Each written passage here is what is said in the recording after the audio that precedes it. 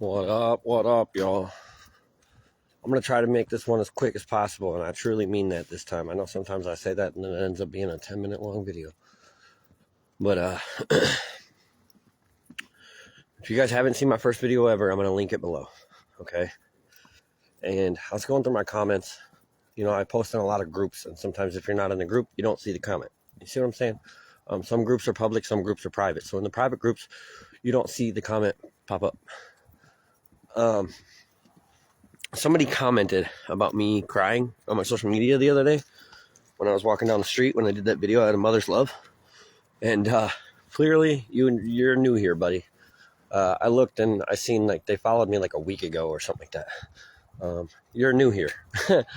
So I'm going to post my first video ever below this. And that was about a year and a half ago. Okay.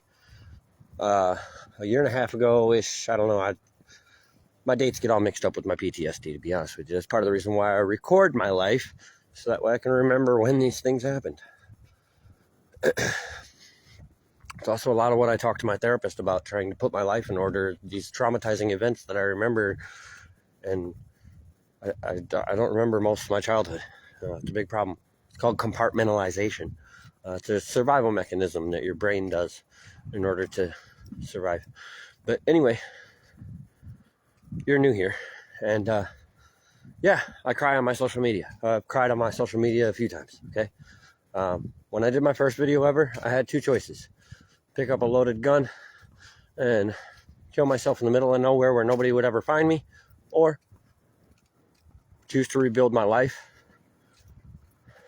And, you know, when you watch the first video ever, you'll see I was in the middle of the woods, in the middle of nowhere, no job, no hope, no clothes, no food, nothing but a tent and my own thoughts.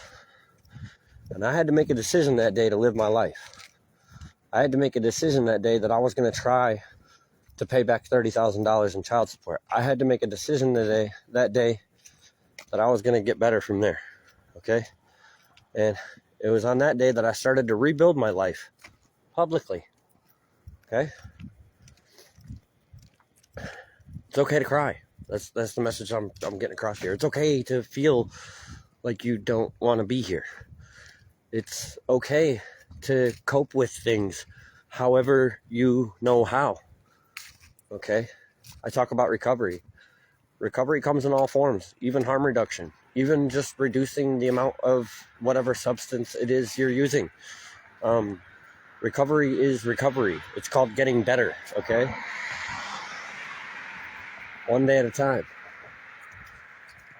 But I decided, you know, I'm not going to spend the next, what are we, a year and a half in or 2 years in now? I'm not going to spend the next 5-10 years of my life digging myself out of literally the depths of hell and not record it and not show it on camera and not inspire somebody in some way. My life is probably going to be one of the greatest comeback stories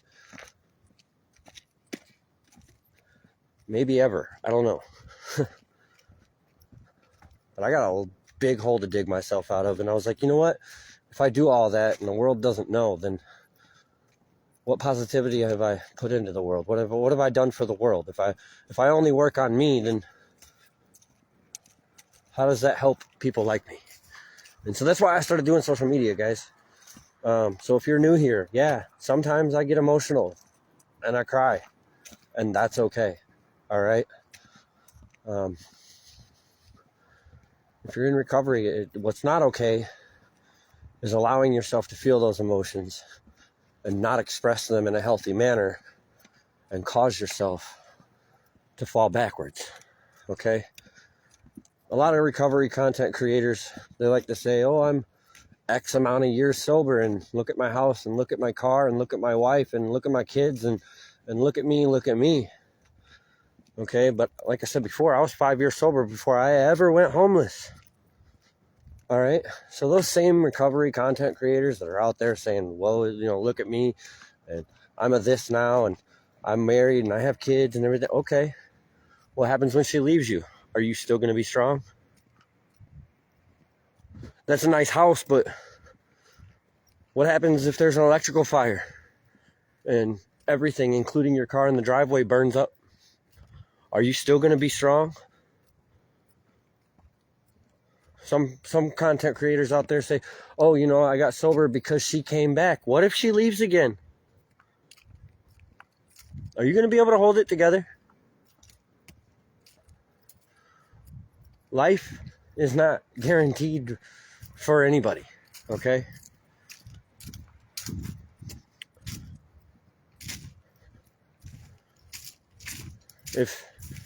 If your dad was mowing the lawn one day and had a widow's maker's heart attack, and the main valve to his heart exploded and he dropped dead on the floor in his living room, are you going to be strong enough?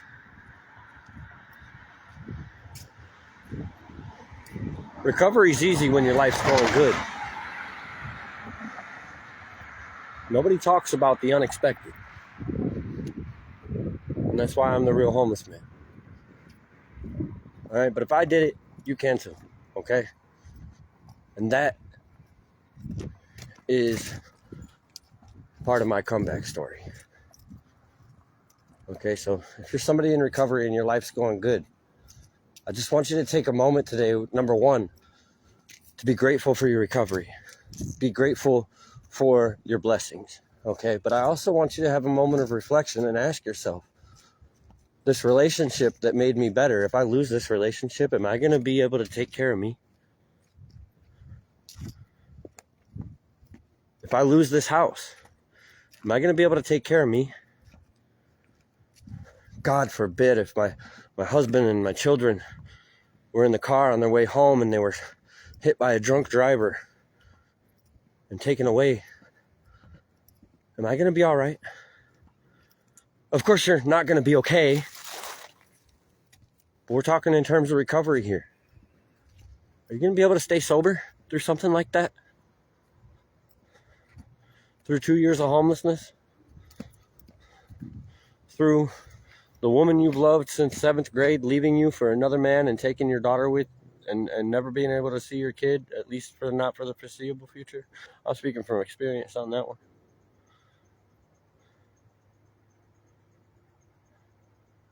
If that was to happen to you, and you were in recovery from cocaine, and you went to a bar and somebody offered it to you, would you be able to say no? That's a tough question now, ain't it? Fruit for thought for the day. And I hope that this reaches somebody who needs to hear it. I hope that you don't seek outside validation after this. I hope that you begin to work on you. You know, too many times I've seen people at the bar who were sober, and they come there and they get drunk because their wife just left them. You know, a lot of these people who do drink have similar stories. And most of it has to do with seeking outside validation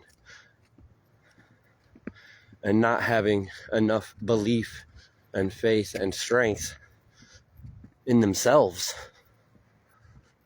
to maintain when things go wrong.